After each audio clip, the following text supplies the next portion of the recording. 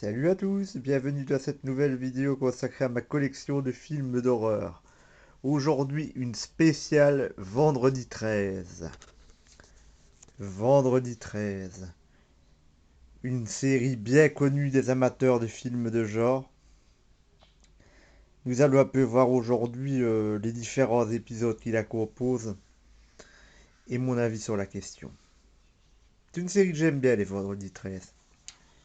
Je l'aimais quand j'étais plus jeune, je l'aimais encore plus, mais je l'aime toujours bien. Le premier Vendredi 13 est un slasher. C'est même un des premiers du genre, si je ne m'abuse. Il y a l'acteur Kevin Bacon, il jouait à ses débuts. Le premier Vendredi 13 se démarque des autres, car l'identité du tueur nous est inconnue. Il démarre un petit peu comme une espèce de petit giallo. Et c'est seulement à l'extrême fin du film qu'on sait qui tient le couteau et qui tue. C'est le premier épisode où on ne voit pas Jason. Dans cet épisode, on ne voit pas Jason. On le voit à l'extrême fin, mais sous la forme d'un enfant.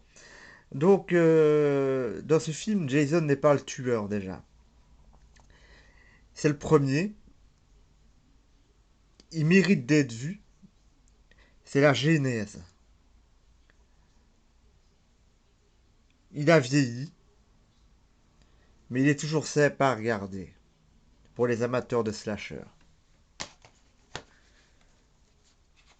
Le second, Vendredi 13, le tueur du vendredi, est, est l'histoire d'un assassin qui s'attaque à la survivante du film précédent. Et cet assassin, c'est Jason. Il ne porte pas encore le masque de hockey, mais une sorte de sac à patates sur la tête. Et c'est un bon épisode. C'est un bon épisode parce qu'il est glauque, parce que c'est la première fois qu'on voit Jason. Et Jason, dans ce film, n'est pas encore le tueur indestructible qu'on connaît. Il est plus vulnérable. C'est un bon vendredi 13. C'est un bon vendredi 13.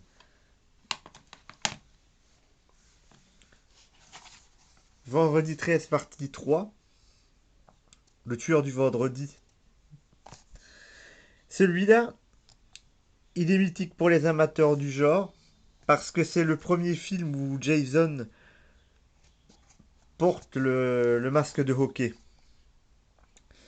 Dans celui-là, Jason massacre des jeunes qui sont dans une ferme. Et ce film est assez violent. On commence à rentrer dans le Jason du slasher qui commet ses meurtres en toute impunité.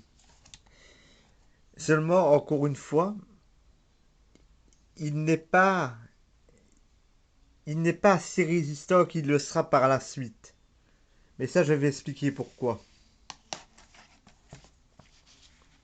Enfin, vendredi 13-4, le chapitre final.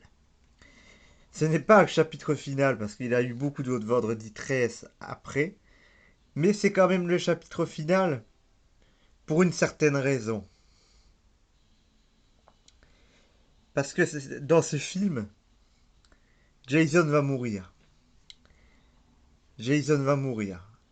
Et il va être tué par un enfant qui s'appelle Tommy Jarvis. Et qui va tuer Jason.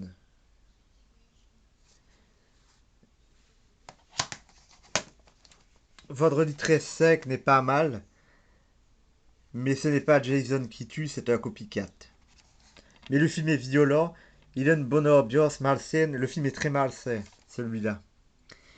Notamment une scène au début où une sorte de jeune trisomique se fait massacrer à la hache par un psychopathe dans une institution spécialisée.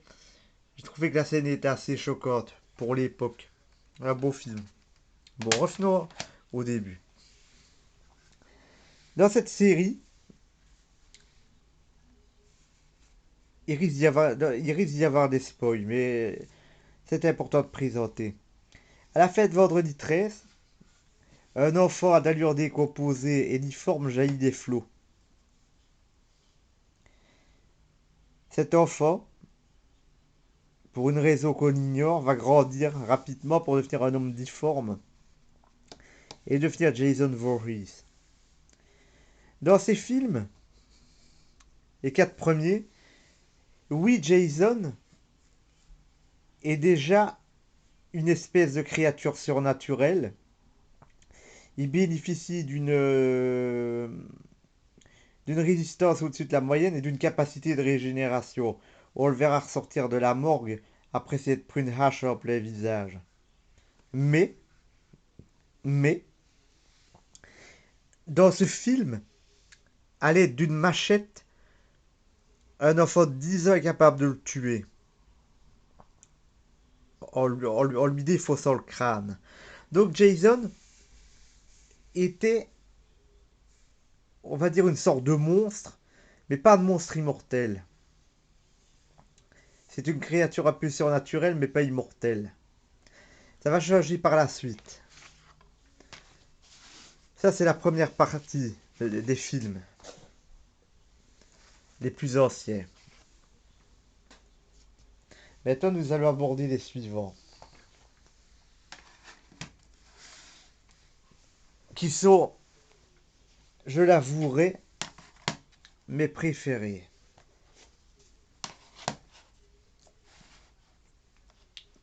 J'ai adoré la façon de le tournant qu'avait pris la saga. Voilà, et voilà, dans l'ordre chronologique. Dans cette saga, les choses vont être différentes. Jason va revenir à la vie, il va être arraché à la tombe, et alors il sera un véritable mort-vivant, une créature surnaturelle putréfiée, qu'il sera quasi impossible de détruire. Jason est un être invincible et immortel. Il est indestructible. Tout au mieux, on sait le freiner, on sait l'emprisonner ou l'endormir, mais on ne sait pas le tuer. Et ça, c'est à cause d'un fait qui se passe dans celui-là, dans Vendredi 13 numéro 6. Traumatisé par ce qu'il a vécu, Tommy Jarvis décide d'aller ouvrir la tombe de Jason pour voir si celui-ci est bien mort. Dans un coup de colère, il attrape un morceau de la grille de fer forgée du cimetière et il transperce le cadavre de Jason qui est mangé par des asticots. Il laisse le tout comme ça en place, mais hélas, un orage éclate et avec un éclair, Jason revient à la vie comme ce fut le cas avant pour Frankenstein, pour le monstre de Frankenstein. Ce Vendredi 13 c'est un très beau film d'horreur. Jason est plus terrifiant que jamais. C'est la première fois qu'on voit les enfants à la colonie de Crystal Lake. C'est un beau film. Ce face-à-face Tommy Jarvis, Jason, qui avait commencé dans le 4, est très bon. Et ce film clôture ce face-à-face. Entre Jason et Tommy, qui va gagner, ce sera à vous de le découvrir. Celui-là, le 7, est un très beau film. Une petite fille dotée de pouvoirs de télékinésie tue son père. Elle revient des années après à Crystal Lake et elle essaie avec les 10 pouvoirs de ressusciter son père. Mais ce n'est pas son père qu'elle ressort du lac, mais c'est Jason Voorhees. Le croque-mitaine va faire un carnage et elle, pour survivre, devra user de ses pouvoirs psychiques pour combattre la créature surnaturelle qu'est Jason. Un très beau film. Un très très très beau film. Je l'adore celui-là. Celui-là pour moi c'est un tout bon. C'est dans les premiers que j'ai vus d'ailleurs, c'est celui-là. Jason à New York. Un très beau Jason. Il est bon parce qu'on quitte un peu Crystal Lake. Ça s'est passé dans un bateau. Ça se termine à Manhattan. Et Jason affronte une fille qui a le même trauma que lui. C'est qu'elle a failli se noyer. Mais elle a failli se noyer pourquoi?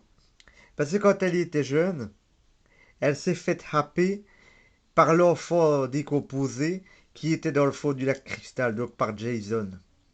Donc elle a déjà eu affaire à lui. Et là, elle doit clôturer le combat contre lui. Un très bon film. Voilà mon préféré, Jason va en enfer. Le FBI piège Jason. Il le faut exploser, mais ça ne l'arrête pas. Car Jason est une créature magique. Il oblige le médecin légiste à dévorer son cœur et commence à posséder les corps. Son but est de retrouver un être de sa propre famille pour renaître dans sa chair. C'est un peu une sorte de mélange de Haydn et d'Halloween. C'est un très bon film, il est très gore, il est très bien. Il a été beaucoup conspué par les adeptes du film d'horreur. Parce que quand il y a un changement, ça les remue toujours beaucoup. Mais pour moi, c'est un très bon film. Je vous le recommande, il est très beau. Ça, c'est une version Director's Cut. Il est super. Freddy Code Jason est excellent. Freddy va rechercher au fond de l'enfer Jason et il éveille en se faisant passer pour sa mère afin que Jason tue à sa place, car les jeunes ont eu tendance à oublier Freddy. Donc il envoie Jason en mission, mais quand Freddy recouvre ses pouvoirs, il ne sait plus tuer les jeunes parce que Jason les élimine avant lui. Donc Freddy va se prendre de haine envers Jason et va vouloir éliminer Jason. Un très beau film, un très beau Freddy et un très beau Vendredi 13. Excellent. Je reviendrai sur lui lors de mon analyse de la série des Freddy. Et celui-là, Jason X dans l'espace. Très beau film aussi. Dans le futur, on ne sait pas faire quoi faire, on ne sait pas quoi faire de Jason au vu le congelé. Il a un accident. Il se retrouve congelé avec la scientifique qui s'occupait de lui. Des jeunes, des siècles plus tard, retrouvent les deux capsules cryo et ils libèrent Jason dans leur vaisseau spatial. Un très beau film. Je n'aime pas les films de science-fiction, mais celui-là est bon. Et enfin, Vendredi 13, le remake. Excellent film d'horreur. Il reprend la trame des 4 premiers Vendredi 13. Donc quand Jason n'était pas immortel. On a affaire à un Jason plus brutal, plus cynique, plus intelligent, qui utilise des pièges. Un Jason qui est une légende locale et qui fait peur à la population, que la population protège même. C'est un très beau film avec un acteur comme Jared Padalecki qui joue dans la superbe série Supernatural. Le remake est excellent et je souhaite que l'on fasse un second remake qui nous retracera tout l'aspect mort-vivant et surnaturel de Jason. C'est un excellent film d'horreur dont j'attends un deuxième remake qui terminerait la série d'une manière magistrale. Car en 2 remakes, on pourrait résumer toute la série. Je vous remercie pour votre attention et vous donne rendez-vous dans ma prochaine vidéo consacrée à ma collection de films d'horreur. Merci.